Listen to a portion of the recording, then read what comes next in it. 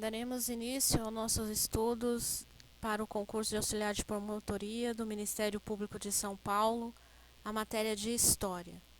De acordo com o que foi divulgado no calendário, que eu deixei no grupo, esse é o assunto 1. Vou seguir conforme esteja no calendário, que posteriormente irei explicar num vídeo.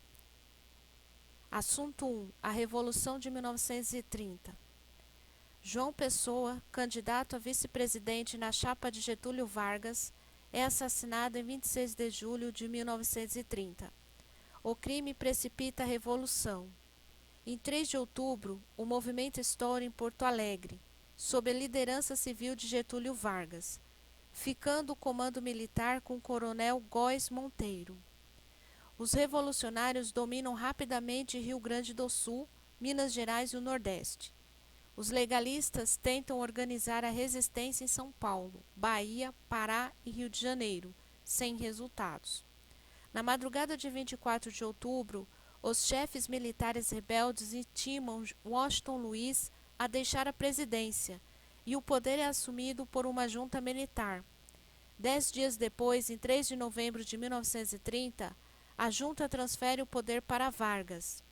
A chamada Era Vargas começa com a Revolução de 30 e termina com a deposição de Getúlio Vargas em 1945. É marcada pelo aumento gradual da intervenção do Estado na economia e na organização da sociedade, e também pelo crescente autoritarismo e centralização do poder. Divide-se em 3 fases distintas: governo provisório, governo constitucional e Estado Novo. Era Vargas. Governo provisório, 1930 a 1934. Getúlio Vargas é conduzido ao poder em 3 de novembro de 1930 pela junta militar, que depôs o presidente Washington Luiz. Governa como chefe revolucionário até julho de 1934, quando é eleito presidente pela Assembleia Constituinte. O governo provisório é marcado por conflitos entre os grupos oligárquicos e os chamados tenentes, que apoiam a Revolução de 30. Getúlio Vargas equilibra as duas forças, atende a algumas reivindicações das oligarquias regionais e nomeia representantes dos tenentes para as interventorias estaduais. O interventor em São Paulo é um veterano do movimento tenentista, João Alberto. Para o Rio Grande do Sul, nomeia Flores da Cunha, e para os estados do Norte e Nordeste e Espírito Santo é escolhido o supervisor, Juarez Távora, que fica conhecido como vice-rei do Norte. Em 1931, o PCB organiza no Rio de Janeiro uma manifestação contra a carestia, a Marcha contra a Fome, violentamente reprimida. Em vários estados também pipocam greves e manifestações de oposição. Os setores oligárquicos afastados do poder se reorganizam, exigem a convocação de uma Assembleia Constituinte e o fim do governo provisório. São Paulo, principal centro econômico do país, lidera a oposição a Vargas. Revolução Constitucionalista de 1932. Em 1932, as elites paulistas deflagram a Revolução Constitucionalista contra o governo federal. Uma frente entre o Partido Republicano Paulista, derrotado pela Revolução de 30, e o Partido Democrático lança a campanha pela imediata convocação de uma Assembleia Constituinte e o fim das intervenções nos estados. O movimento tem o apoio das classes médias. Manifestações e comícios multiplicam-se na capital. Em 9 de julho de 1932, estoura a rebelião armada. Tropas constitucionalistas comemoram a instituição do novo regime. As forças paulistas, comandadas pelo general Isidoro Dias Lopes, ficam isoladas, não recebem ajuda dos outros estados, e a Marinha bloqueia o Porto de Santos, impedindo-as de comprar armas no exterior. Os paulistas se rendem em 3 de outubro, depois de quase 3 meses de luta. Constituição de 1934. As eleições são realizadas em 3 de maio de 1933 e a Assembleia Constituinte é instalada em 15 de novembro. Promulgada em 15 de julho de 1934, A Constituição mantém a República Federativa, o presidencialismo, o regime representativo e institui o voto secreto. Amplia os poderes do Estado, que passa a ter autonomia para estabelecer monopólios e promover estatizações. Limita a atuação política do Senado, incumbindo-o da coordenação interna dos três poderes federais. Institui o Conselho de Segurança Nacional e prevê a criação das Justiças Eleitoral e do Trabalho. Nas disposições transitórias, transforma a Assembleia Constituinte em Congresso e determina que o próximo presidente seja eleito indiretamente por um período de 4 anos. Governo Constitucional. Getúlio Vargas é eleito presidente pelo Congresso em julho de 1934 e exerce o mandato constitucional até o golpe do Estado Novo, em 10 de novembro de 1937. Os 3 anos de ilegalidade são marcados por intensa agitação política, greves e o aprofundamento da crise econômica. Nesse quadro, ganham importância movimentos como a Ação Integralista Brasileira, a AIB, e a Aliança Nacional Libertadora, a ANL. As ideias fascistas chegam ao Brasil nos anos 20, propagam-se a partir do sul do país e dão origem a pequenos núcleos de militantes. Em 1928 é fundado o Partido Fascista Brasileiro. A organização mais representativa dos fascistas, porém, é a Ação Integralista Brasileira, a AIB, fundada em 1932 pelos escritores Plínio Salgado e Gustavo Barroso. O movimento é apoiado por setores direitistas das classes médias, dos latifundiários e dos industriais. Recebe a adesão de representantes do clero católico, da polícia e das forças armadas. Defende um Estado autoritário e nacionalista que promova a regeneração nacional com base no lema Deus, Pátria e Família. O agravamento das condições de vida das massas urbanas e rurais e as tendências autoritárias de Vargas fornece os ingredientes para formar a Aliança Nacional Libertadora, a ANL, em março de 1935. A ANL é uma grande frente política formada por ex-tenentes, comunistas, socialistas, líderes sindicais e liberais alijados do poder. O capitão da Marinha, Ercolino Cascardo, líder da revolta do Couraçado São Paulo, na Revolução Paulista de 1924, é escolhido para dirigi-la. Luiz Carlos Prestes, ex-chefe da coluna Prestes e já militante do Partido Comunista, é indicado seu presidente de honra. A ANL defende a suspensão definitiva do pagamento da dívida externa.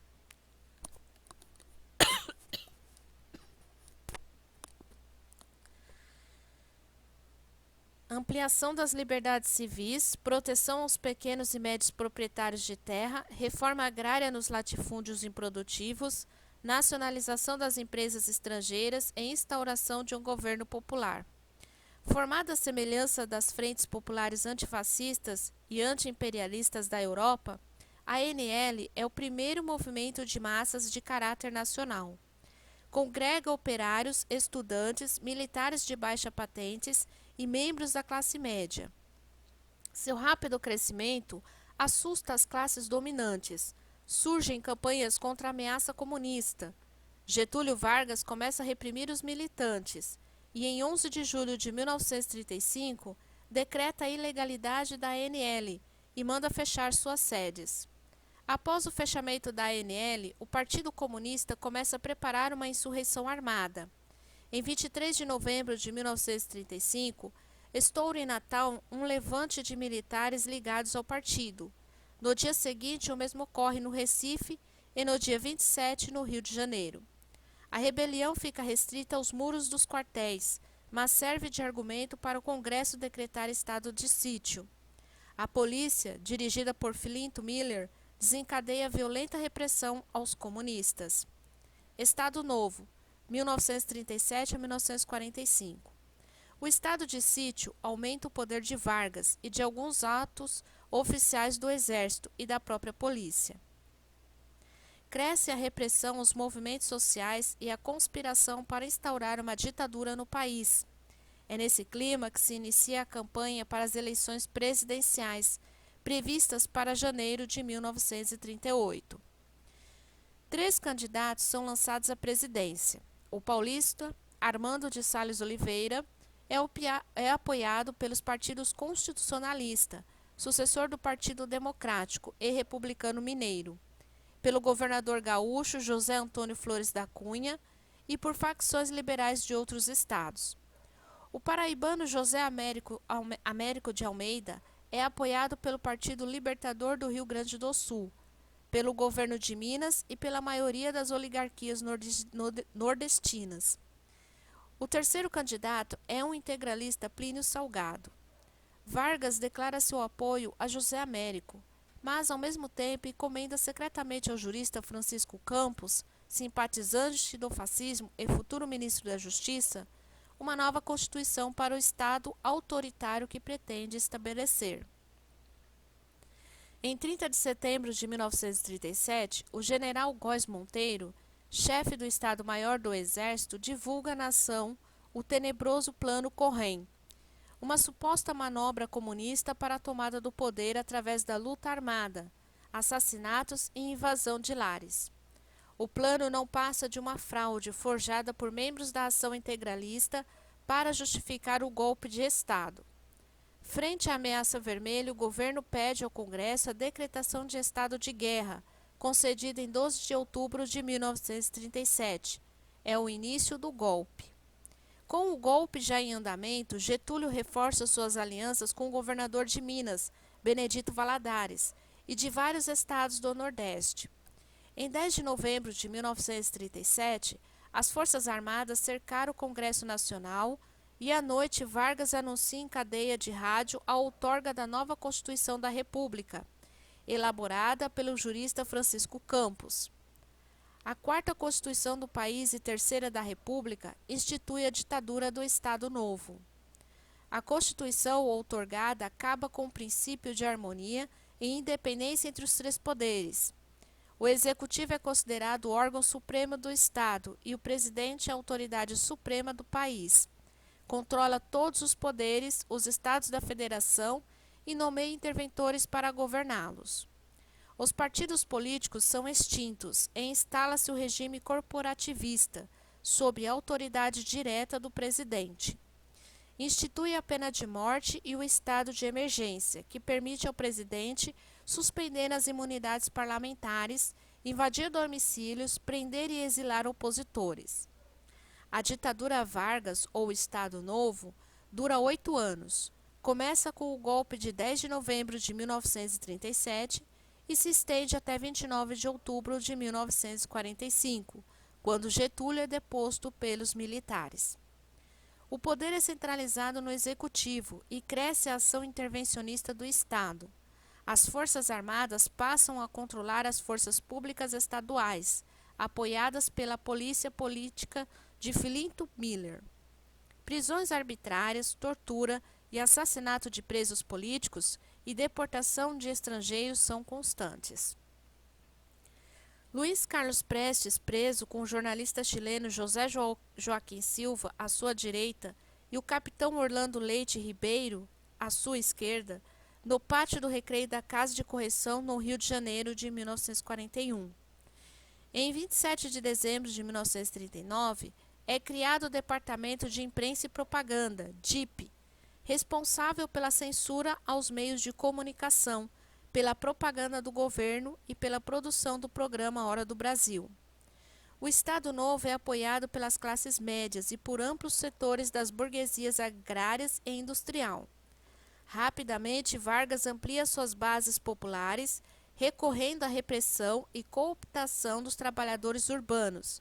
Intervém nos sindicatos, sistematiza e amplia a legislação trabalhista, sua principal sustentação.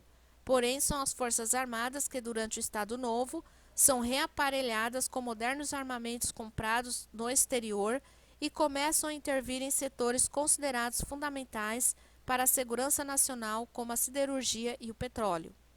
A burocracia estatal é outro ponto de apoio. Cria o Departamento Administrativo de Serviço Público, DAPS, para unificar e racionalizar o aparelho burocrático. e organizar concursos para recrutar novos funcionários. No início dos anos 40, o Estado Novo alcança certa estabilidade.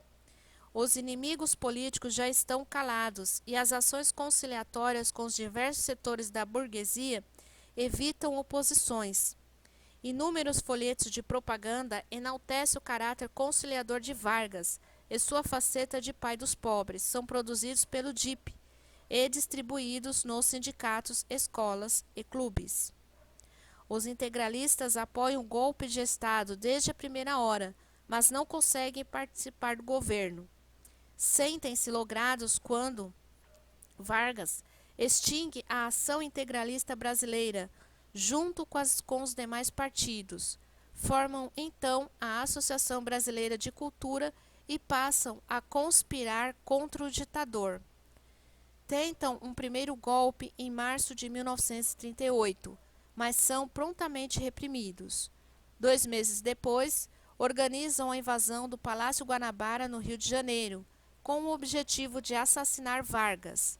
A guarda do palácio resiste ao ataque, até chegarem tropas do exército. Vários integralistas são presos e alguns executados no próprio palácio.